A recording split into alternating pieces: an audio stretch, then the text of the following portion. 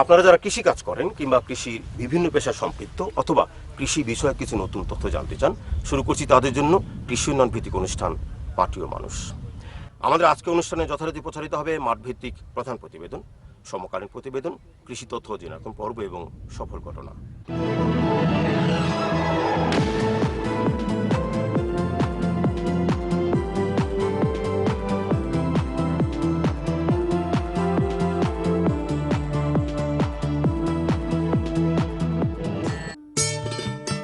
আম আমাদের একটি জনপ্রিয় ফল। দেশের অনেক জেলাতেই আম উৎপাদিত হলেও সবচেয়ে বেশি আম উৎপাদিত হয় নাটোর, রাজশাহী এবং চাঁপাইনবাবগঞ্জ জেলায়।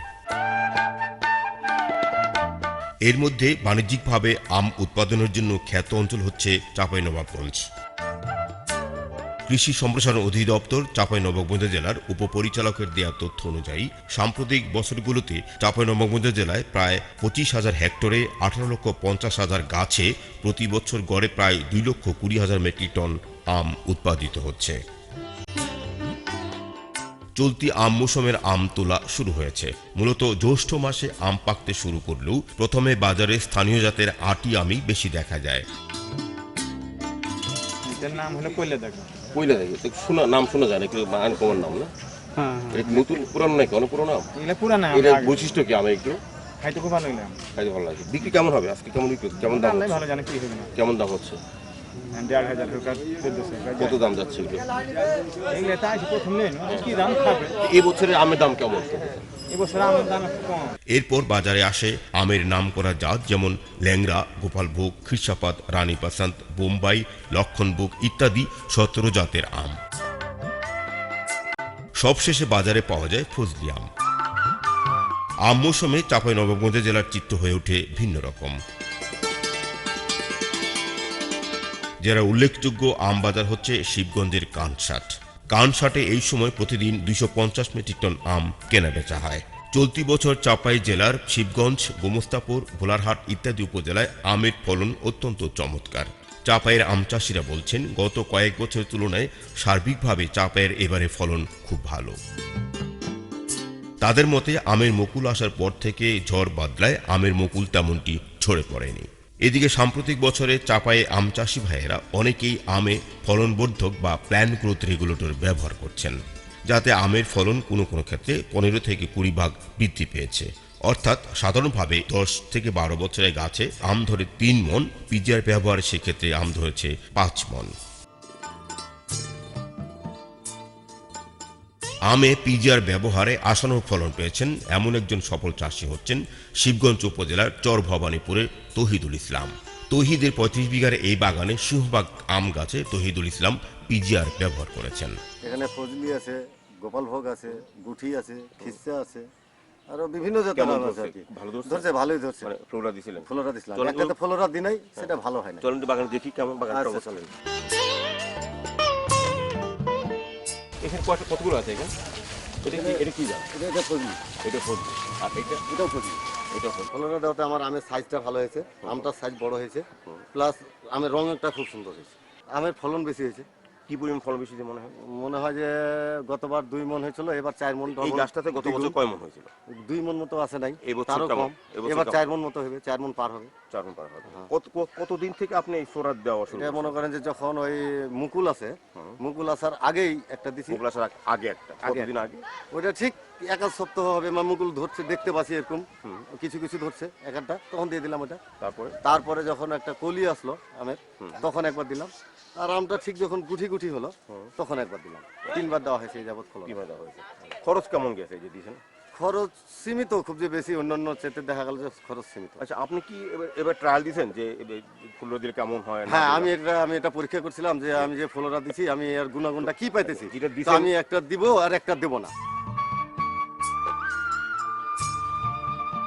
এই যে আমি এটাতে ফ্লোরা দিই নাই, এই যে হ্যাঁ, দেখেন এটাতে আম কম হচ্ছে, আম ধরছে। কম ধরছে, এই যে দাগ হয়েছে ফ্লোরা না দেওয়ার কারণে। এটা কি ফ্লোরা দাগ হয়েছে বলে? হ্যাঁ, আমের ফলনও নাই, আম নাই।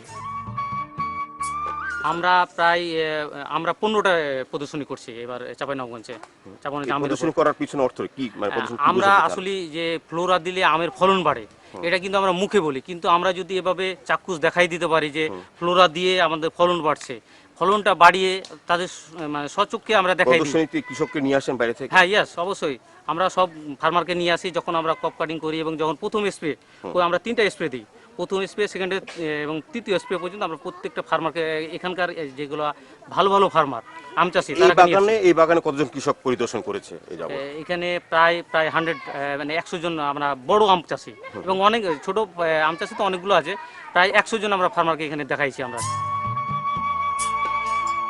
ফলাফলকে কেন্দ্র করে চলতি বছর তৌহিদের এই আমবাগানকে প্রদর্শনী আমবাগান করা হয়েছে এবং পিজিআর ব্যবহারে নিয়ম অনুযায়ী আমের মুকুল আসার আগে এবং আমের মুকুল আসার পরে আম গাছে পিজিআর স্প্রে করা হয়েছে। এগুলো আমার দেখা দেখি আরো 2-4-5 জন, আগে তো দিছিল না, এখন আস্তে আস্তে দেখে 2-4-5 আপনার বাগান তো প্রদর্শনী করছেন আপনি না, একামত ফ্লোরা দিয়েছেন আর একটাতে দিই নাই। এবং সবাইকে দেখাচ্ছেন। সম্প্রতি এই বাগানের ফলাফল কেমন তা অন্যান্য বাগানের মালিকদের দেখানোর জন্য আম বাগানে মাঠ দিবসের আয়োজন করা হয়। মাঠ দিবসে অন্যান্য বাগানের মালিকগণ তৌহিদুল ইসলামের বাগান ঘুরে দেখেন। মাঠ দিবসকে কেন্দ্র করে কৃষি সম্প্রসারণ অধিদপ্তর চাঁপাইনবাবগঞ্জ জেলার উপপরিচালক কৃষিবিদ সাইফুল ইসলাম এই বাগান পরিদর্শন করেন এবং পিজিআর এর কার্যকারিতা নিয়ে তৌহিদ সহ অন্যান্য কৃষকদের সঙ্গে মত বিনিময় করেন। এর পক্ষ থেকে কি ধরনের সাপোর্ট দেওয়া হচ্ছে আম চাষীদের জন্য? আমাদের প্রতি বছরই আমরা আম চাষের জন্য, কৃষকের জন্য আমরা কিন্তু লিফলেট ফোল্ডার বের করি, এবছরও বের করেছি। আম মুকুল থেকে শুরু হওয়া পর্যন্ত, শুরু থেকে এবং হারভেস্ট হওয়া পর্যন্ত কি কি কার্যক্রম করা যাবে সেগুলো আমরা সুন্দরভাবে বর্ণনা করি। তাছাড়াও এবছর আমরা বিভিন্ন রকম এই সভা করেছি, উদ্বুদ্ধকরণ সভা করেছি।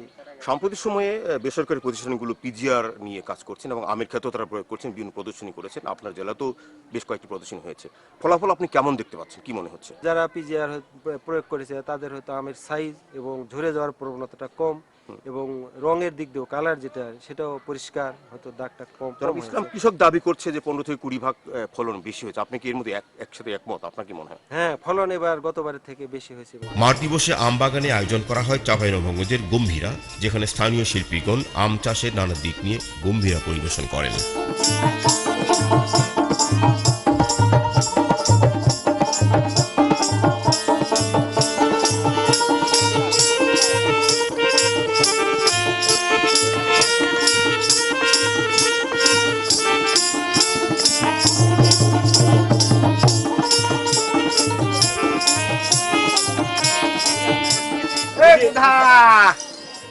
এই ছোঁয়া যে কুণ্ঠে যাই, আমি একটা ঘুড়ি পেয়ে নেবে কত করে রাইতে কহিনু যে হাবে বাগানে যাইতে হবে, ছেলে পিলেতে আম গালা পাইরে খেয়ে নিলে কি শালাকে ঘুড়ি পেয়ে না হামবে? এ গুধা তোনো যাও বনে জ্বালা আর সইতে না পারি গো, ও না না বিয়া আমার দাও না। এই শালা শালা আমি আমার চিন্তাতে মরছি, এ আমার খুশিটাই মাটি করে দিলা। খুশি মাটি আমি চিন্তাতে আমার জান যাচ্ছে যে বাগানে যে ছেলে পিলে তাই যে থামা যায় না, আম গালাকে পেড়ে পেড়ে খাইলিছে, আর তুই এখানে গান গায়ে বেড়াচ্ছে। খুব আমোদ লেগেছে তোর, খুব আমোদ লেগেছে। হ্যাঁ, কোথায় গেছিলি ঘর থেকে? খাইলা বলে আম পারবে কেন, আমি তো পারেলিনু। তুই পেড়ে এলে আমার কাজে লাগবে, কিন্তু ছেলে পিলাতে যদি পেড়ে যায় আর কাজে লাগবে বে? হ্যাঁ, শোনো শোনো, তোমার কাছে যে আম হয়েছে বুঝলে, ছেলে বলে 14 গোষ্ঠী যদি পায়রা খায়, তোমার এবার ফলনের আম কমবে না, বুঝলা? এটাই তো ছেলেকে খুশি খালি বিয়া দাও আমার এবার। দেখো এলাকা মানুষে কয়ে চ্যাংড়া পিলার মতি আর ঘুরে ফিরে অতি আমি চাই। আমার কথা শুনো, হ্যাঁ, তুমি কি জাদু জানো নাকি? এটা যে কেনে জাদু মানে করেছে, কেনে এর ব্যবহারের নিয়ম সবকিছু আমি তোকে কইছি, মনোযোগ দিয়ে যদি শুনিস সবকিছু তোর কাছে ফক ফক আছে, আমি জানতে পারবো। হ্যাঁ এই তো তাই কইছি, মনোযোগ দিয়ে শুন। হে নানা লেচু পেয়ারা ধান ভুট্টায় ফলন বাড়ায় চমৎকার।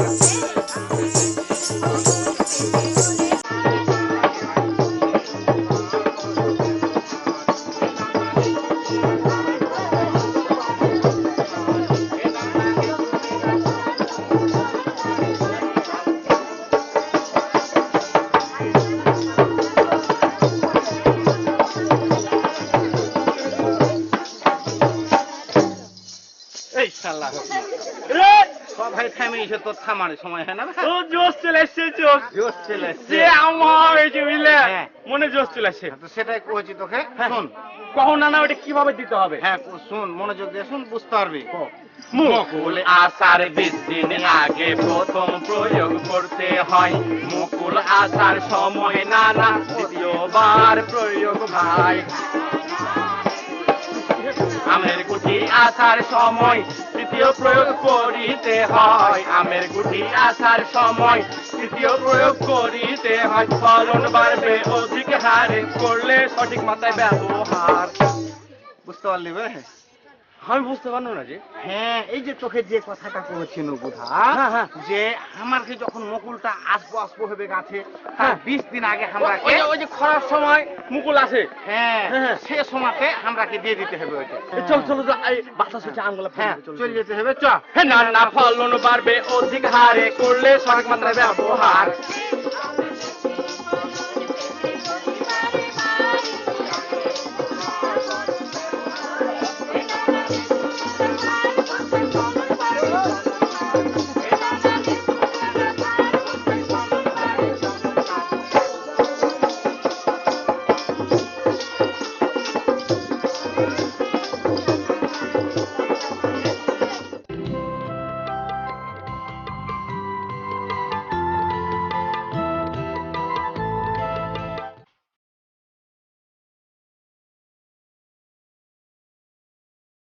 সাধারণভাবে বৈশাখ জ্যৈষ্ঠ মাসে লটকনের চারা রোপণ করতে হয়।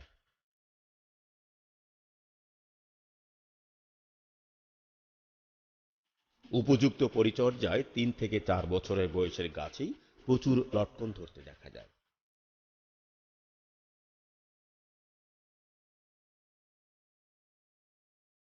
আষাঢ় শ্রাবণ মাসে লটকন ফল সংগ্রহ করতে হয়। প্রয়োজনীয় সার এবং উপযুক্ত পরিচর্যায় গাছের বয়স অনুযায়ী একটি গাছ থেকে 3 থেকে 10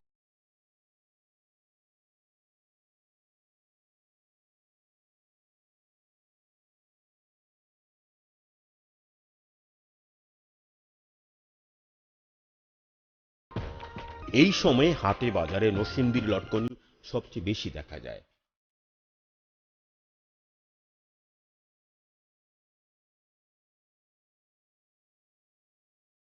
এমনকি নরসিংদী জেলায় বেশ কয়েকটি বাজার রয়েছে যেখানে এই সময়ে শুধুমাত্র লটকনের পাইকার বাজার বসে। এবার লটকল মোটামুটি ভালোই হলো। দাম কেমন? দাম মনে করেন অন্য অন্য বছরটা একটু কম কিন্তু ফলন বেশি। এবার কত মন বিক্রি করতে চান এবার? এবার মনে করেন 2400, এই 2000, 1800, 1200, 1400, 1600। এইসব বাজারে কৃষক ভাইদের কাছ থেকে পাইকাররা খুচরা ভাবে ক্রয় করে বিশেষ কায়দায় ঝাঁকা ভর্তি করে চড়া মূল্যে বিক্রি করেন। দীর্ঘ সময় ধরে লটকন সতেজ রাখার জন্য পাইকারগণ এখানে সাজানোর সময় লটকনের গায়ে পানি ছিটিয়ে দেন। লটকন সতেজ রাখার ক্ষেত্রে এই পদ্ধতি কতটুকু ফলপ্রসূ তা বলা যাবে না, তবে লটকনের ভালো মূল্য পাওয়ার জন্যই মূলত এই কৌশলে সংরক্ষণ ও বাজারজাত করা হয়।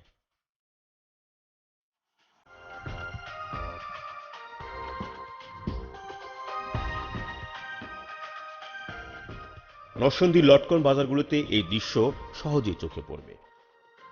সাম্প্রতিক বছরগুলোতে নরসিংদীর লটকন পৃথিবীর বিভিন্ন দেশে রপ্তানি হচ্ছে। ফল রপ্তানিকারকদের সূত্র মতে গেল বছর ইউরোপ ও মধ্যপ্রাচ্যের বেশ কয়েকটি দেশে প্রায় 100 টন লটকন রপ্তানি করা হয়েছে। আশা করা হচ্ছে চলতি বছর এর পরিমাণ দাঁড়াবে দ্বিগুণ।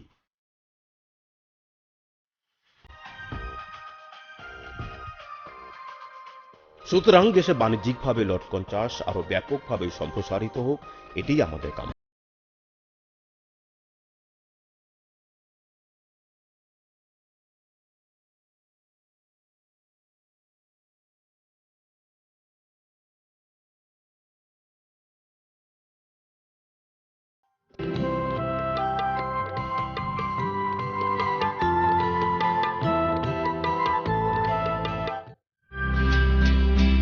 শীতের আমেজ কমার সাথে সাথে কমতে থাকে শীতকালীন সবজির সমারোহ, আর পাশাপাশি বাড়তে থাকে গ্রীষ্মকালীন সবজির আনাগোনা।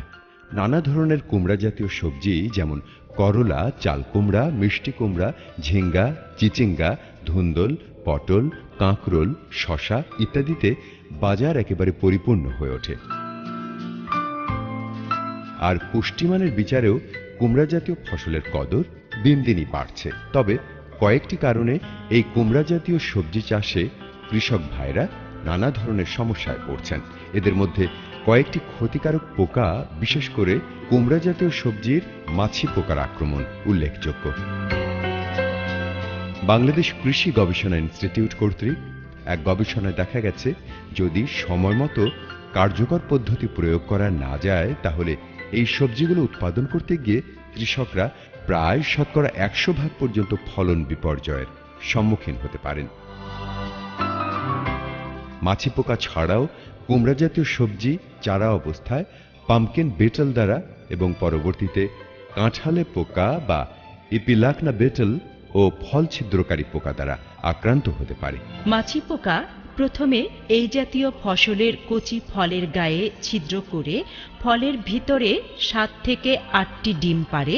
পরবর্তীতে ডিম থেকে কীড়া বের হয় এবং ফলের ভিতর ফলের শ্বাস খেয়ে বড় হতে থাকে, ফল নষ্ট করে ফেলে।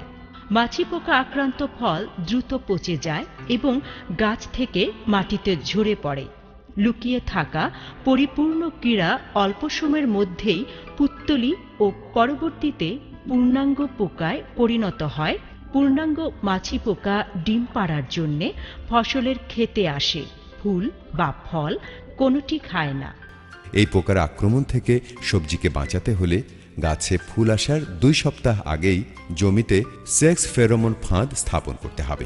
মাছি পোকা দমন করবার জন্য বর্তমান সময়ে সবচাইতে সহজ এবং কার্যকরী উপায় হল সেক্স ফেরোমন ফাঁদের ব্যবহার। সেক্স ফেরোমন হল একটি নির্দিষ্ট গন্ধযুক্ত জৈব রাসায়নিক পদার্থ যা স্ত্রী পোকার শরীর থেকে নিঃসৃত হয়, যাতে পুরুষ পোকা আকৃষ্ট হয়ে স্ত্রী পোকার কাছে চলে আসে ও তাদের মধ্যে যৌন মিলন ঘটে। সেই নির্দিষ্ট গন্ধযুক্ত জৈব রাসায়নিক পদার্থ কৃত্রিমভাবে তৈরি করা হচ্ছে, যার দ্বারা সৃষ্ট টোপ ব্যবহারের মাধ্যমে পুরুষ পোকাকে আকৃষ্ট করে বিশেষ ধরনের ফাঁদের সাহায্যে, অর্থাৎ পানি ফাঁদের সাহায্যে মেরে ফেলা হয়। ফলে স্ত্রী পোকার যৌন মিলন সম্পন্ন না হবার কারণে ডিম নিষিক্ত হয় না, বিধায় তাদের কোনো বংশধরও তৈরি হতে পারে না এবং ফসলের কোনো ক্ষতিও তারা করতে পারে না। ফেরোমন ফাঁদের ত্রিকোণাকারে কাটা অংশের মাঝ বরাবর তার দিয়ে ফেরোমন লিউটটি ঝুলিয়ে দিতে হবে। কাটা অংশ উত্তর দক্ষিণ মুখ করে ঝুলাতে হবে এবং ফাঁদের ভেতরে কাটা অংশ পর্যন্ত সাবান মিশ্রিত পানি দিতে হবে। মাচায় সবজি করলে মাচার নিচে ঝুলিয়ে দিতে হবে, আর জমিতে করলে 2টি খুঁটির সাহায্যে 2 ফুট উচ্চতায় শক্ত করে বেঁধে দিতে হবে। প্রতি 4-5 দিন অন্তর অন্তর সাবান মিশ্রিত পানি মরা পোকা সহ ফেলে দিয়ে নতুন সাবান পানি দিতে হবে। জমিতে প্রতি 12 মিটার দূরে দূরে বর্গাকারে প্রতি 3 শতক জমির জন্য একটি হিসেবে সেক্স ফেরোমন ট্র্যাপ স্থাপন করতে হবে। অর্থাৎ প্রতি 33 শতক বিঘায় 10টি ট্র্যাপ ব্যবহার করতে হবে এবং প্রতি ট্র্যাপে একটি টোপ ব্যবহার করতে হবে, যা 3 মাস পর্যন্ত কার্যকরী থাকবে। কুমড়া জাতীয় ফলের স্ত্রী পোকা যৌন মিলনের আগে এক ধরনের গন্ধ বাতাসে ছড়ায়, যার ফলে পুরুষ মাছি পোকা স্ত্রী মাছি পোকার অবস্থান নির্ণয় করতে পারে এবং কাছে গিয়ে যৌন মিলন ঘটায়। একটি মাছি পোকা যে পরিমাণ গন্ধ ছড়ায় তার 1000 গুণ বেশি গন্ধ টোপে দেয়া থাকে। ফলে পুরুষ মাছি পোকা স্ত্রী মাছি পোকার গায়ের গন্ধ মনে করে কাছে চলে আসে এবং স্ত্রী মাছি পোকা না থাকায় টোপের চতুর্দিকে ঘুরতে ঘুরতে একসময় নিচে পড়ে যায়, যেখানে সাবান মিশ্রিত পানি থাকে। সাবান মিশ্রিত পানিতে ডুবে মাছি পোকা মারা যায়, যার ফলশ্রুতিতে মাছি পোকার মিলন সম্পন্ন হয় না এবং স্ত্রী পোকা ডিম পেড়ে ফসলের ক্ষতি সাধন করতে পারে না। এতে পোকার বংশ বিস্তার রোধ হয়। এভাবে সেক্স ফেরোমন ফাঁদের মাধ্যমে পোকার বংশ ধ্বংস করা সম্ভব। মনে রাখবেন, অবশ্যই সাবান অথবা ডিটারজেন্ট মিশ্রিত পানি ব্যবহার করতে হবে। সাবান মিশ্রিত পানির ঘনত্ব বেশি হওয়ায় এতে পোকা পড়লে ডুবে মারা যায়। অবশ্যই 4 থেকে 5 দিন অন্তর অন্তর সাবান মিশ্রিত পানি পরিবর্তন করতে হবে। আর পানি না থাকলে অথবা পানি কম থাকলে পোকা বয়ম থেকে বের হয়ে যাবে। লেউর কোনো অবস্থাতেই পানিতে ভেজানো যাবে না। সাবান পানি বা বৃষ্টির পানিতে টোপ ভিজে গেলে তা তাৎক্ষণিক পরিবর্তন করতে হবে। ট্র্যাপের কর্তিত অংশ অবশ্যই উত্তর দক্ষিণ মুখ করে ঝোলাতে হবে, যাতে গন্ধ বাতাসের মাধ্যমে অনেক বেশি দূরে ছড়াতে পারে। আজ এ পর্যন্তই। আমাদের আগামী অনুষ্ঠানগুলো দেখবার আমন্ত্রণ জানিয়ে শেষ করছি আমাদের আজকের মাটির মানুষ। সকলকে ধন্যবাদ।